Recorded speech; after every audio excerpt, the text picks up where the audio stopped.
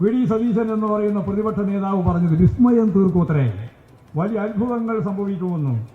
അങ്ങനെ അത്ഭുതം സംഭവിക്കാൻ വേണ്ടി ശ്രമിച്ചിട്ടാണ് ആരെ പിടിച്ചത്? ആയിഷ പോറ്റി. പ്രായമുള്ളവർ എവിടെയെങ്കിലും ഉണ്ടോ എന്ന് അന്വേഷിച്ച് വി ഡി സതീശനും കൂട്ടനും കൂടി ഇപ്പോഴും പുറപ്പെട്ടിരിക്കുകയാണ് വിസ്മയം തീർക്കാൻ. ഒരു വിസ്മയവും ഈ കേരളത്തിൽ നടക്കാൻ പോകുന്നില്ല. വിസ്മയത്തിന്റെ ഭാഗമായിട്ട് ഒരാളെ പിടിച്ചു. ആർക്കും ഓർമ്മയില്ല, ആർക്കും അറിയുന്നില്ല. അപ്പോഴൊക്കെ അസുഖമാണ് എന്നാണ്.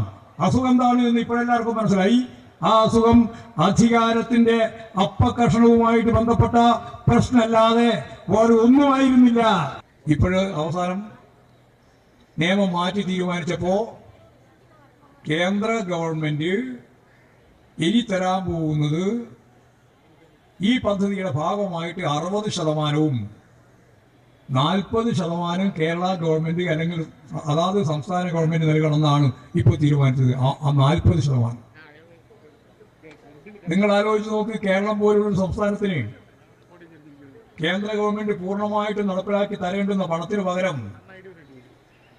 2,500 കോടി റുപ്യ കേരളം ഗവൺമെന്റ് ഈ പദ്ധതിക്ക് വേണ്ടി മാറ്റിവെക്കണമെന്ന് പറഞ്ഞാൽ ഈ കേരളം പോലുള്ള സംസ്ഥാനത്തിന് എവിടെയാണ് ഈ പണം മാറ്റിവെക്കാനാവുക എന്നത് നമ്മുടെ മാത്രം പ്രശ്നമല്ല, എല്ലാ സംസ്ഥാനത്തിന്റെയും പ്രശ്നമാണ്. അവർക്ക് ഈ പണം മാറ്റിവെക്കാനാവില്ല.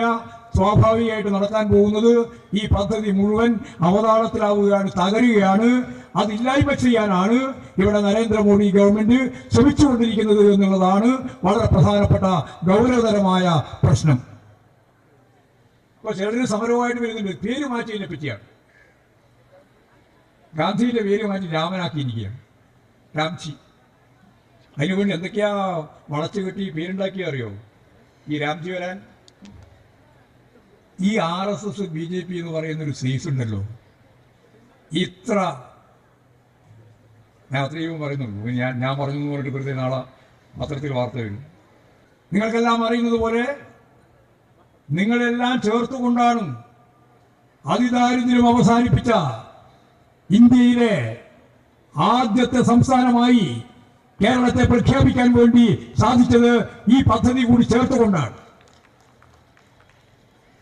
സ്വാഭാവികമായിട്ടും പട്ടിണി കിടക്കുന്ന മനുഷ്യരുടെ എണ്ണത്തിൽ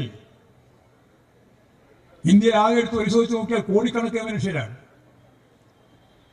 അതിൽ നിന്ന് വ്യത്യസ്തമായി അതിദാരിദ്ര്യം അനുഭവിക്കുന്ന മനുഷ്യരുടെ അതിദാരിദ്ര്യം അവസാനിപ്പിക്കാൻ നമുക്കായി. ലോക ചരിത്രത്തിൽ ആദ്യമായിട്ടാണ് ചൈന കഴിഞ്ഞാൽ പിന്നെ ഇന്ത്യ, അതിന്റെ ഭാഗമായിട്ടൊരു ചെറിയ സംസ്ഥാനം കേരളം അതിദാരിദ്ര്യം അവസാനിപ്പിക്കുന്ന സംസ്ഥാനമായിട്ട് മാറിയത്. കർഷക തൊഴിലാളികൾ ഉൾപ്പെടെയുള്ള പാവപ്പെട്ട മനുഷ്യർക്ക് 1,600 രൂപയായിരുന്നു പെൻഷൻ. ഇപ്പോഴെത്രയായി? നിങ്ങൾക്ക് പെൻഷൻ ഇല്ല, എന്നാലും എത്രയായി? നിങ്ങൾ പെൻഷൻ 60 വയസ്സ് കഴിയുമ്പോഴല്ലേ വരിക?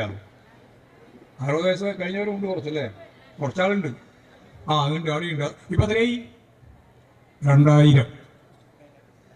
ഈ 2,000 രൂപ പെൻഷൻ കൊടുത്തു കഴിഞ്ഞപ്പോ തദ്ദേശ സ്വയംഭരണ സ്ഥാപനങ്ങളിലേക്ക് നടന്ന തെരഞ്ഞെടുപ്പിന്റെ ഭാഗമായി ഇടതുപക്ഷ മുന്നണി ഗവൺമെന്റും പറഞ്ഞു, മുന്നണിയും പറഞ്ഞു. എന്താ പറഞ്ഞത്? ഇപ്പോ അതിദാരിദ്ര്യമാണ് അവസാനിച്ചത്. എന്താ അവസാനിച്ചില്ല? അതിദാരിദ്ര്യം അവസാനിപ്പിച്ചു. എന്താ അവസാനിച്ചില്ല? ദാരിദ്ര്യം അവസാനിച്ചില്ല. അപ്പൊ ഇനി നമ്മുടെ പരിപാടി എന്താ? ഇനി ദാരിദ്ര്യം അവസാനിപ്പിക്കണം. ദാരിദ്ര്യം അവസാനിപ്പിക്കണമെങ്കിൽ 1,600 രൂപ കൊടുത്തവർക്ക് എത്ര കൊടുക്കണം? 2,000 കൊടുക്കണം. വേണ്ടേ? 2,000 രൂപ കൊടുക്കണം. ആ 2,000 മാത്രം മതിയോ? പോരാ. കേന്ദ്ര ഗവൺമെന്റ് നമുക്ക് ഓരോ കൊല്ലവും ഏതാണ്ട് 75,000 കോടി രൂപ പ്രകാരം തരാൻ ബാക്കിയാണ്. 75,000 കോടി ഓരോ കൊല്ലവും ഗവൺമെന്റ് തരുന്നില്ല.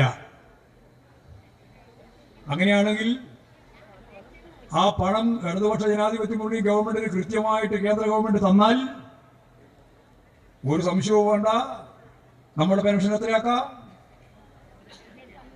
പറ, നമ്മുടെ പെൻഷൻ എത്രയാക്കി ഉയർത്താം?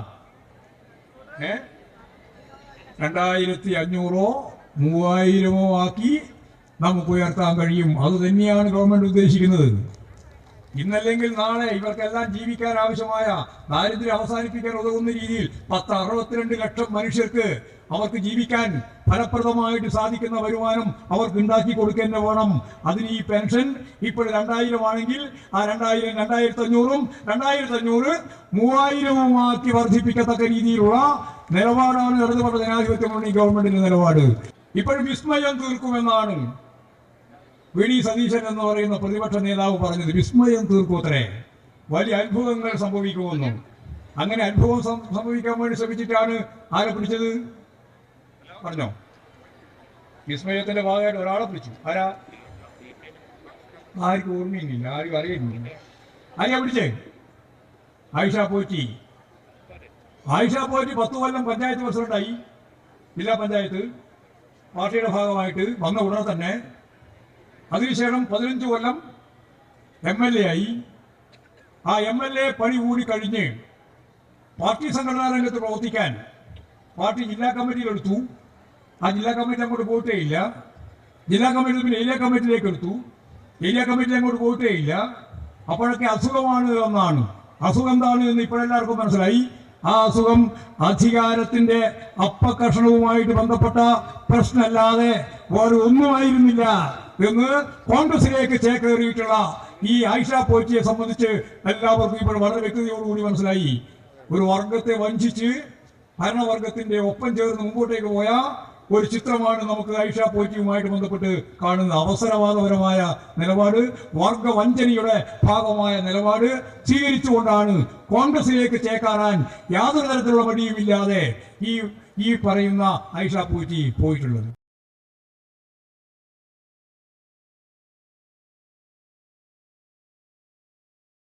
ലോകത്തെവിടെയായാലും ഏത് സമയത്തും 24 വാർത്തകളും ഓഗ്മെന്റഡ് റിയാലിറ്റി പാക്കേജുകളും എക്സ്പ്ലെയിനറുകളും വിശദമായി കാണാൻ ഞങ്ങളുടെ യൂട്യൂബ് ചാനൽ നിങ്ങൾക്ക് സബ്സ്ക്രൈബ് ചെയ്യാം.